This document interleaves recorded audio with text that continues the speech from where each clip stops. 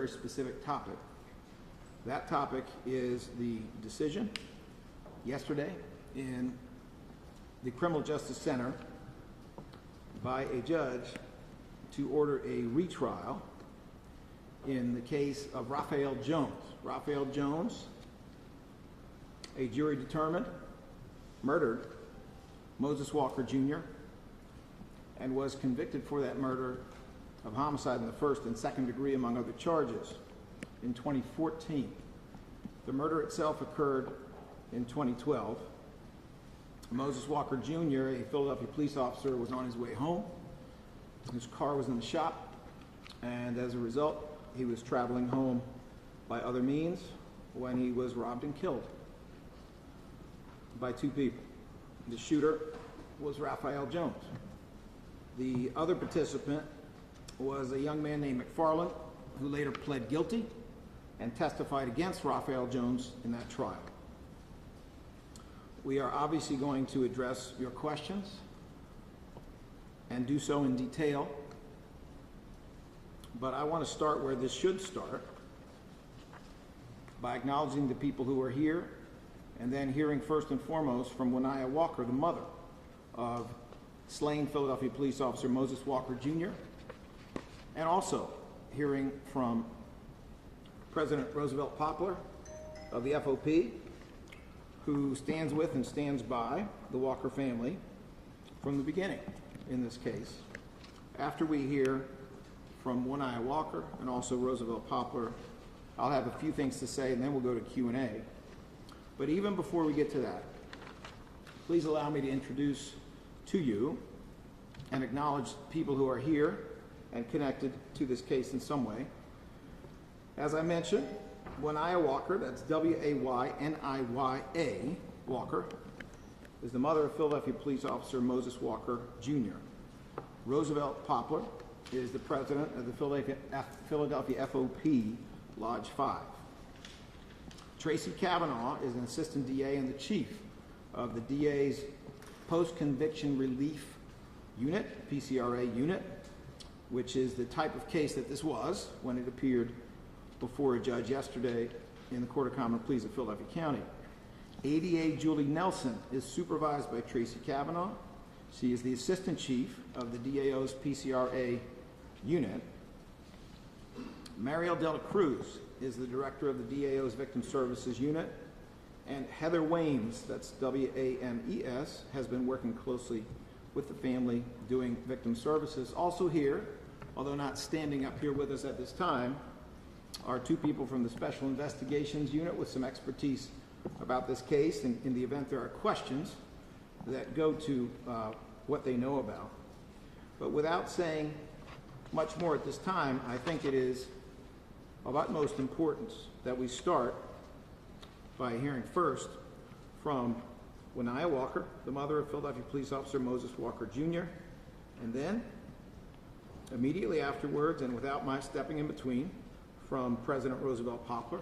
Once they have completed what they have to say, I will come up and address some other details, including some of the legal issues involved, and then we will go to question and answer. Winia Walker. Thank you. Good morning, everyone.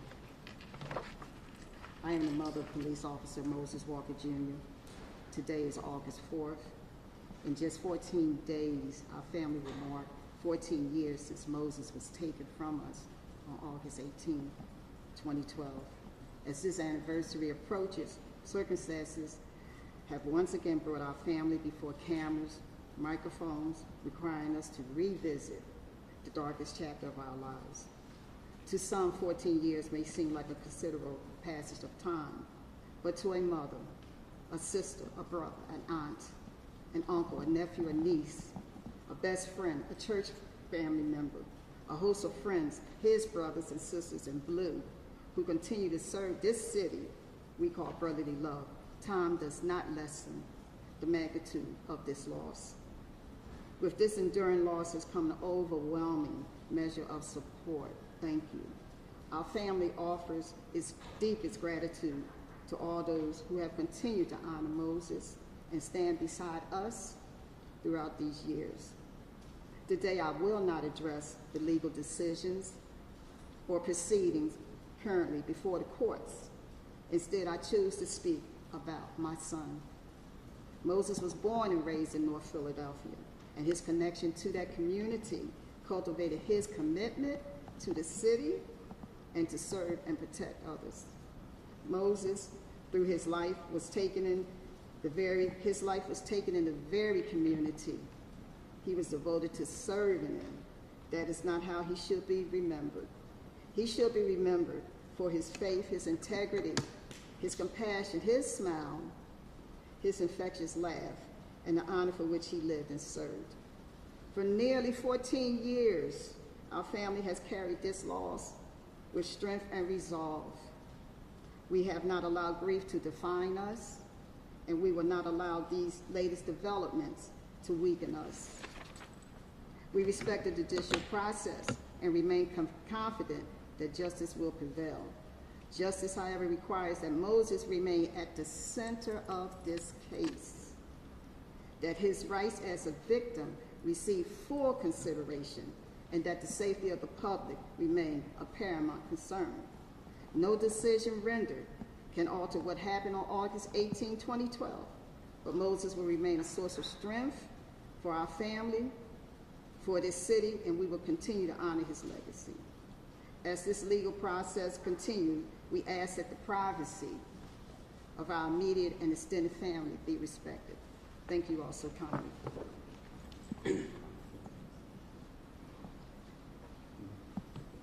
Good morning, everyone. We shouldn't be here this morning.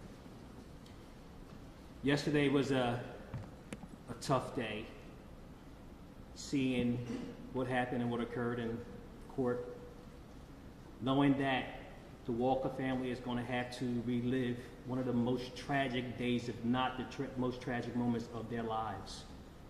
So what I want to say on behalf of the FOP and myself, Mrs. Walker will never be alone in this fight. She will never be alone, and always will know that the FOP, brothers and sisters in blue, will be by her side for her and her family until we can't be there anymore. So, like she said, it's about remembering our fallen hero, Moses Walker. We will get through this moment and this time.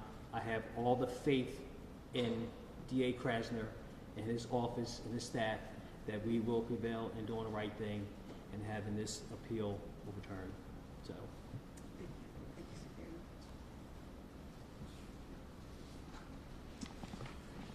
I want to thank you both for your words. I think they're extremely important. Obviously, there is a long history and a longer context here, and if necessary, we will address that in question and answer. But I do want to make sure people know the basics. The basics are that a trial was held in this case.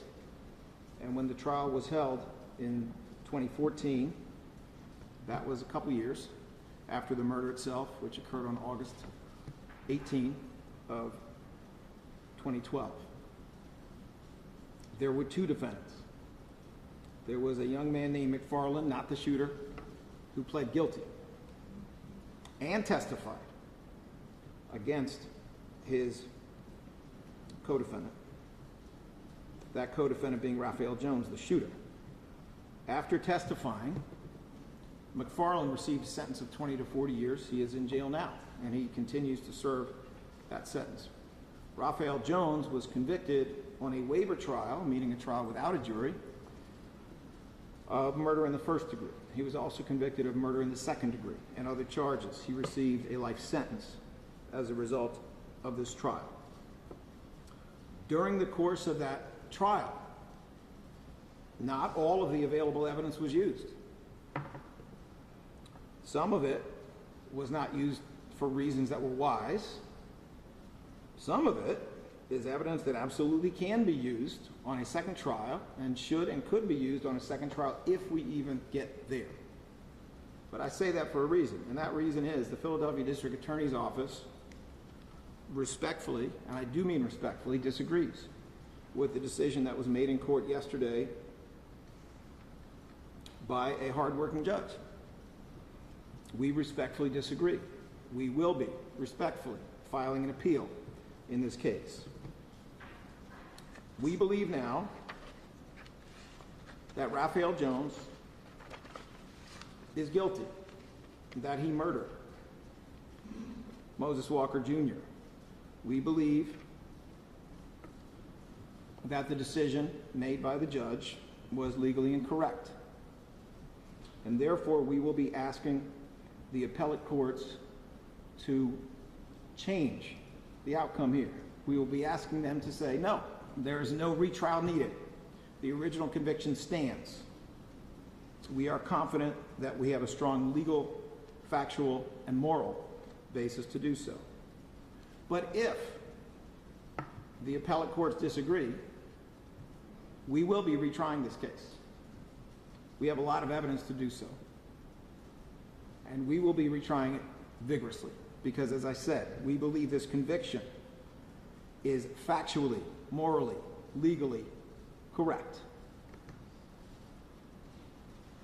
Sometimes the criminal justice system is a long process. I know that can be painful and frustrating for survivors and for victims at times, but it is a process, and it is a long process. And we are very encouraged that all the circumstances of this case indicate that Rafael Jones will not exit jail until he is held fully accountable for what he has done. We don't know whether that will be through the appellate process or through a retrial at this point, but I am saying something I don't usually say. We are confident that the outcome here will be just, and we are confident that Rafael Jones will, in fact, do his time in this case.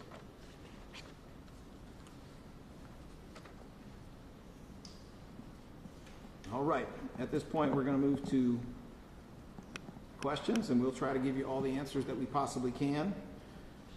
I think we can speak pretty broadly about it, but bear in mind that there is at least the possibility there will be a retrial in the future, and so not every single thing that I would like to say is available for us to say. There is always the possibility that we may have to select a jury in the future, and there are rules about what you can say if you might have to select a jury in the future. Nevertheless, I'll do everything I can to say as much as I possibly can. Given the long history of this case, we have a little more latitude than we do in some cases. Channel 3 CBS, Dan Snyder, do you have any questions, sir? Mr. District Attorney, you mind just going into the judge's basis for overturning this and calling for a retrial? Sure. First of all, let me be clear. The Philadelphia District Attorney's Office in this administration has always defended this conviction because we believe that was the right thing to do. There's a messy history here involving one detective in this case, and we have not hesitated to try to correct that wrong from the past. But that wrong, in our view, does not affect this trial. So we believe that the conviction was correct. The judge's reasoning, as I understand it, and I'm not here defending that reasoning because we respectfully disagree with it, but the reasoning, as I understand it, goes like this. A dirty detective who committed crimes and is now sitting in a jail cell doing 24.5 to 49 years was known for sexual assault of people in the context of criminal cases and was known at times to have done it in interrogation rooms and to use his power as a detective improperly. This is a case in which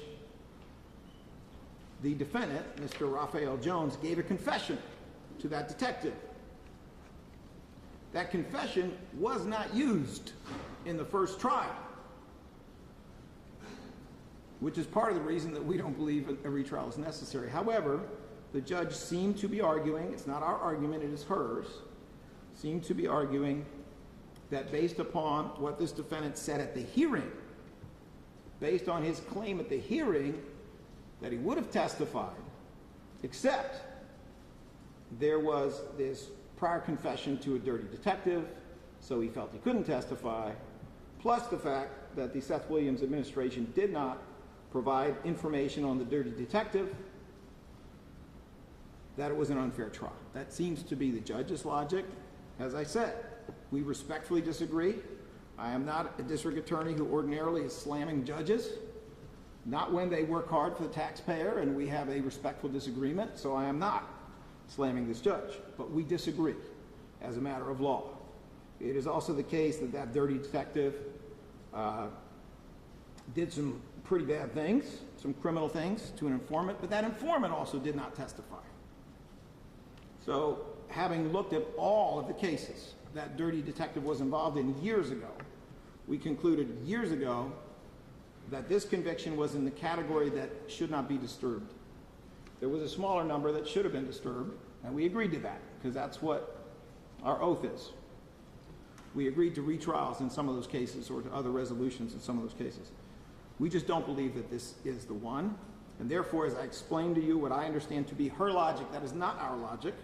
We have defended this conviction from the beginning, and we will continue to do so. Is there any other question? Thank you, sir. Channel 6 ABC, Walter Perez. Two quick questions. We can assume the detective you're talking about is from Florida. Yes. The other question is there any indication that the conviction of McFarland will have a similar thing anytime in the future? I cannot speak, obviously, for counsel for co-defendant McFarland, but he's in a different position. He did not go to trial. He pled guilty. And in addition to pleading guilty, he took the stand and he testified against Rafael Jones. He has gone under oath, put himself at the scene, talked about his own involvement in that robbery and what came of that robbery. That is how he was able to get a sentence of 20 to 40 years. Co-defendant McFarland could raise issues. He could say, I wasn't given all the information I should have been, but I don't know how he's going to have a good outcome on a retrial even if he did, because everything that he said under oath before about his own participation in the crime would be available to him. So I cannot speak for McFarland, who has now served most of those 20 years, but he is in a very different situation, having pled guilty and having testified not only about Rafael Jones's guilt, but about his own guilt. He's in a very different position to raise these issues. One more quick question. Yes, sir. Will there need to be a bail motion for Jones as a result of it? I mean, I can't say there's no such thing as foolishness in this world. Your question's a good one. But this is a first-degree murder case. There is effectively no right to bail for a first-degree murder case. The judge's order at this point is that a man charged with first-degree murder and previously convicted of first-degree murder should have a retrial. I see no basis for a winning motion for bail. Obviously, I can't speak to whether someone might try foolishness, but I would be very, very surprised to see this defendant on the street even one day before a retrial, and I'm not even so sure we're going to have a retrial because I believe that on appeal we have a very solid argument. Did the judge actually call for a retrial, or just was... Essentially, yes. She overturned the trial as it is.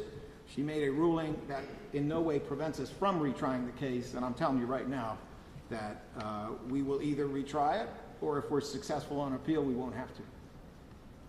Anything else, Mr. Perez? That's it.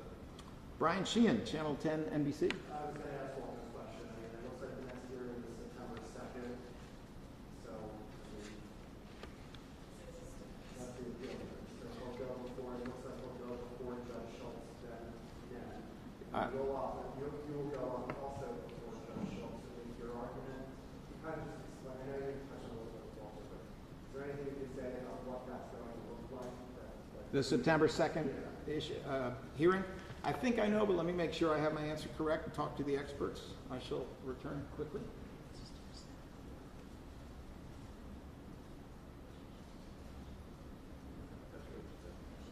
My understanding is that the September 2nd listing is just status of appeal. It's for the court to find out whether the district attorney's office has appealed. The answer will be yes. It's also to find out whether the defendant has appealed a different ruling that went against the defendant, and I can't speak to that. I don't know what they're going to do. But that's really the essence of it.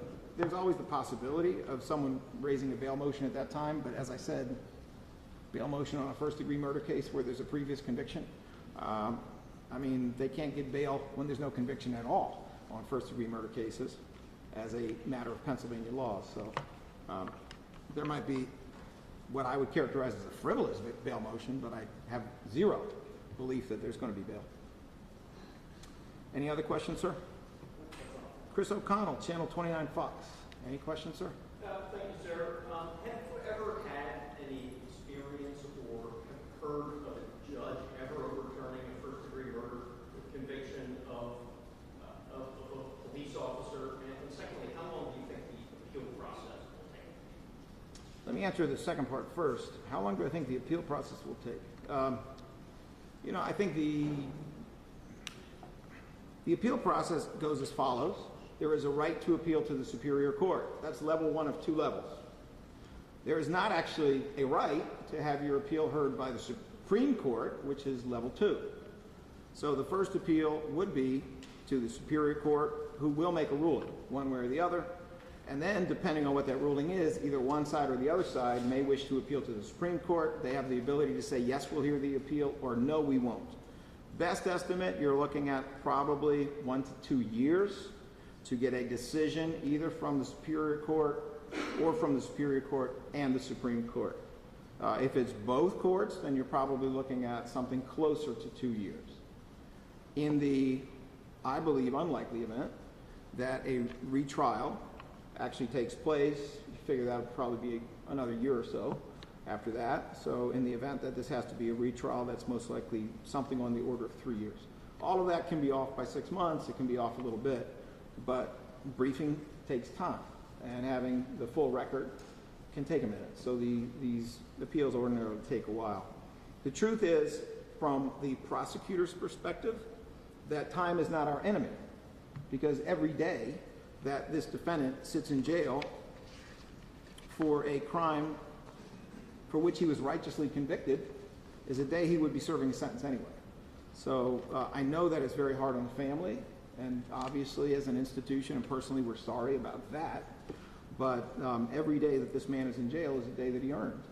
And therefore, if it takes a little while to get a resolution that preserves this conviction or reinforces this conviction, I don't think that's a bad thing for public safety, and I don't think that's an unfair thing for anyone involved.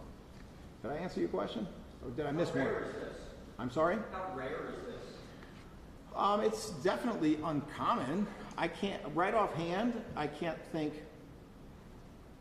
of one right offhand. I will say this. There were a number of cases involving the same dirty detective.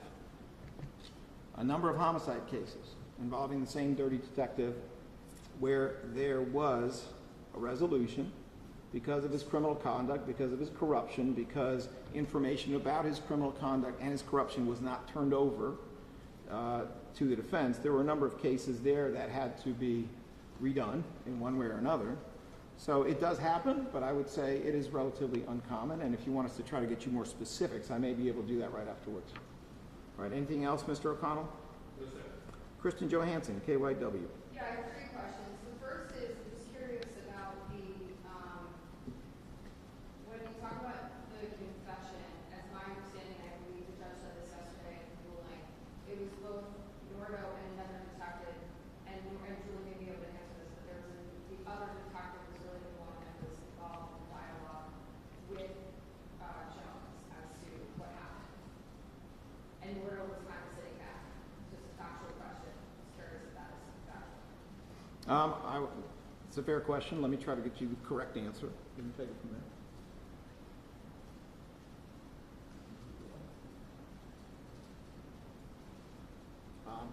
I'm going to consult with my other 2 consultants. Would you come forward, please? I want to make sure I have the right answer for you.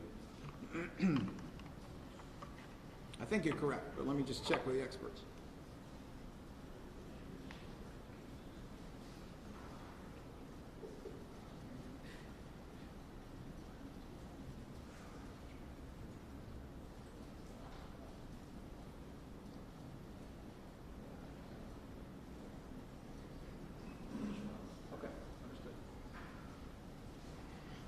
All right, I've checked not only with our office in relation to this case, but also with people who prosecuted that dirty detective.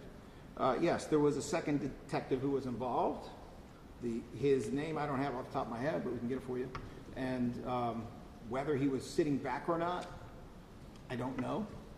I will say this, when you have a detective now doing 24 and a half to 49 years, not necessarily the best trial strategy to use that particular confession. I will say this,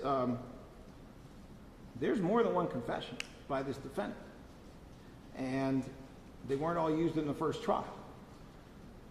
Sometimes you got to be careful what you wish for. If you try a case a second time, which I don't think is going to happen, but if it does, there may be additional evidence that is available now that wasn't available before. Additional confessions that were made, actions that were taken in front of other people who weren't available to testify before.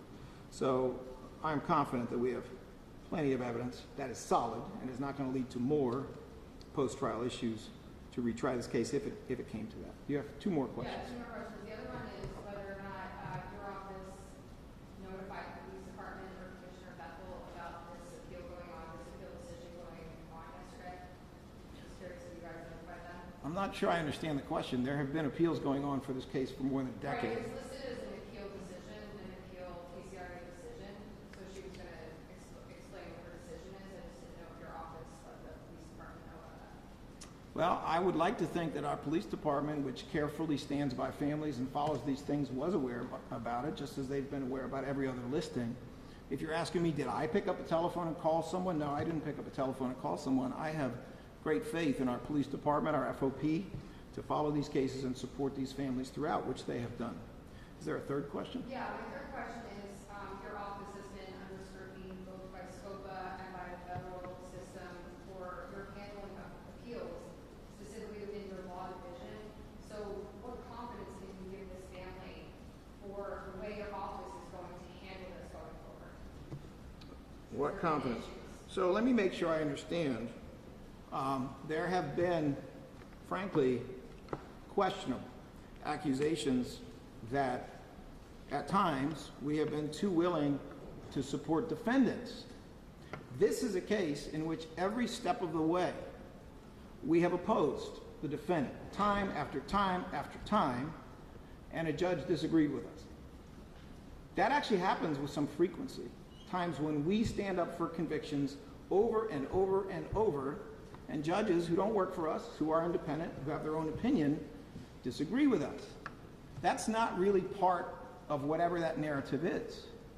I don't hear those same voices saying, wow, there's actually a lot of times the DA's office is pushing for that conviction and the judges disagree. And I don't think that that narrative has ever been, gee whiz, the judges should always agree with the DA's office. I hope they don't. We do not have a functional judicial system if judges always agree with us and if we always agree with them. That's more like an authoritarian regime. So I'm not sure I see any parallel here whatsoever between our office vigorously supporting a conviction after having done something prior administrations didn't do, which is put a dirty detective in jail for 24 and a half to 49 years. I'm not sure I see a parallel, but let me also say this. We wouldn't be here at all, if the Philadelphia District Attorney's Office, when they became aware in 2005, can I say it again? 2005, that this detective was dirty, that he was sexually assaultive, that in an interrogation room he had forced, illegally, sexual conduct on a young man. If this office in 2005 had done the right thing, and if this office in 2014 had turned the information it had over, that detective never would have been a homicide detective. He never would have touched this case. We never would have faced a retrial. So I'm actually very proud that this office tries to fix the mistakes of the past. I'm very proud that this office tries to fix its own mistakes that have occurred during its administration. And I think it's pretty clear that the residents of Philadelphia who believe in justice think that we should always be trying to fix our own mistakes. As it happens, this is a case in which the defendant is and was guilty, and we have maintained that position all along. My question, though,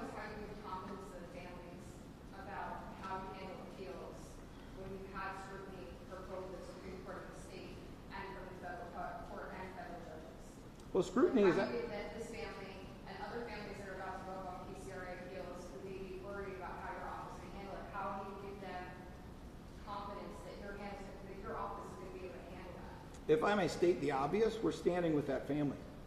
If I may state the obvious, I'm standing with the head of the FOP.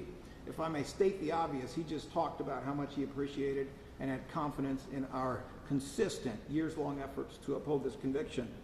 I mean, I'm not sure whose agenda that question serves, but I think it's pretty clear that there is confidence here. I also can't speak for them and their own level of confidence, but I will say this.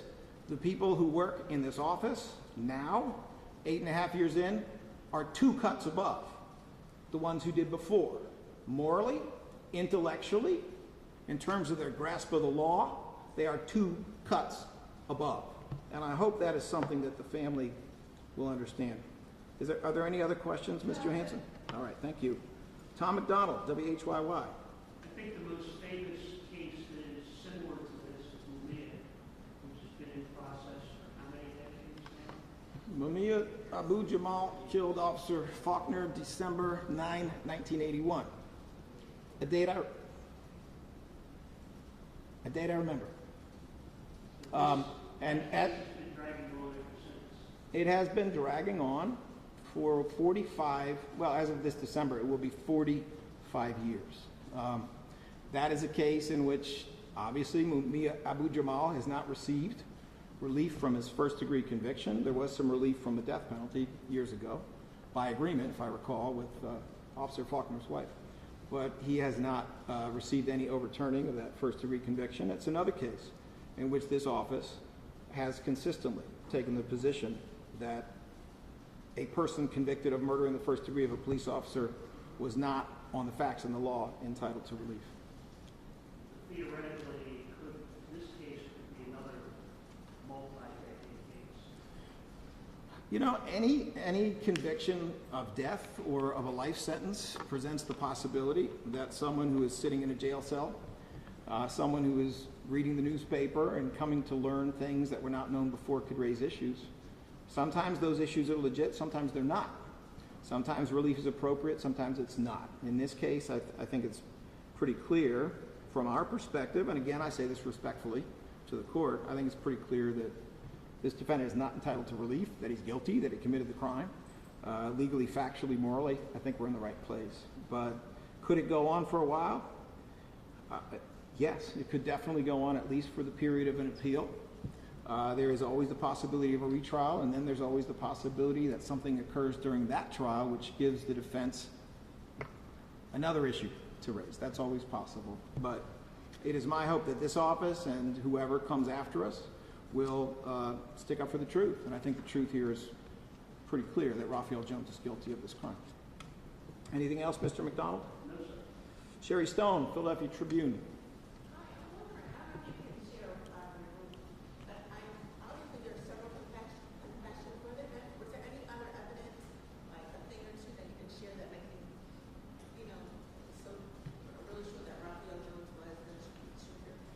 Well, there are a number of things. You know, I'll double check with my experts, but A, there was some video. B, you have the co-defendant who not only pled guilty but testified against Rafael Jones on the record at length, was cross-examined. He not only said, I did it, he said, I did it with Rafael Jones, and went through step by step everything that occurred. It is a strong case. You know, there are couple things not used in the first trial that will be available in the event that we have a second trial. I'll double check with my crew to make sure I didn't miss something. But in my view, this was a strong case. It was tried in front of a capable judge. That judge found him guilty in the first degree without a jury. And let me see if I missed anything. That's it? Okay. That will be the short version. Sherry, do you have any other questions? All right, thank you. I just want to end by bringing this back to where I think it always should be, which is Moses Walker Jr., you know, who was 41 when he was killed. Would be 55 today, correct? Would be 55 today. Terrible loss to his family, terrible loss to the city.